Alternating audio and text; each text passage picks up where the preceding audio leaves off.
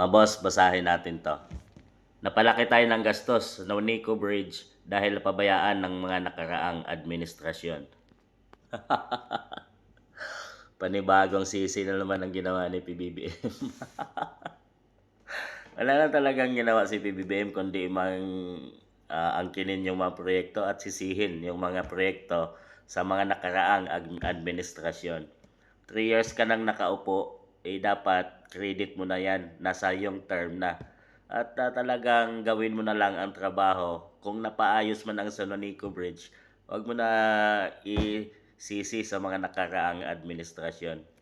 Si dating Pangulong FPRRD mga boss ay sinabi niyang tapos na yung mga nakadaang administrasyon at hindi na pwedeng balikan. So hindi niya sinisisi na yung mga nakaraang administrasyon. So yun ang legacy ni dating Pangulong FPRRD mga boss. Anya PBBM, that is money that we could have saved if proper maintenance was carried out on San Juanico Bridge. We would not have to do any of this kung yung every 3 years in inspection inaayos, wala tayong gagastusin na kahit ano. That is the mood of DPWH na kasama dyan. Kung saan saan napunta, hindi nag-inspection kaya tayo nagkaganito. Pansamantala nilang sinara ang San Juanico Bridge mga boss, no?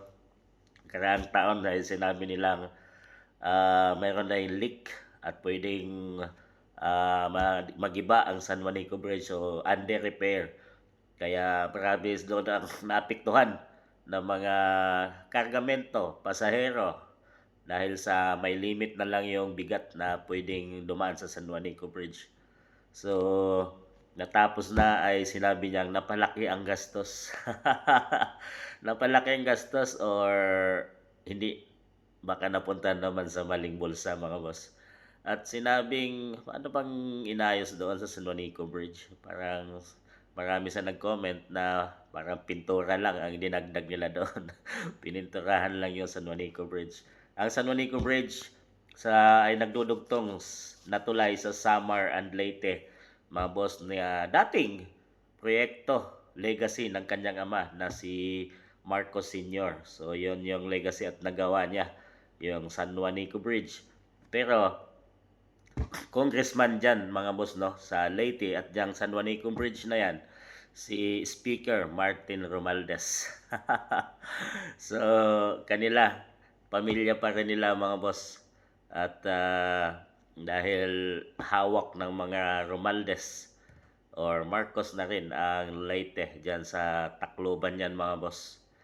So panibagong sisihan na naman ang ginawa ni PBBM dahil nakaraang araw lang nasa Davao siya at sinabing sa kanya ang legacy na proyektong yon. Ngayon naman ay sinisi niya si dating Pangulong FPRRD dahil sa pinabayaan daw ang San Juanico Bridge. So anong masabi niyo dito mga boss?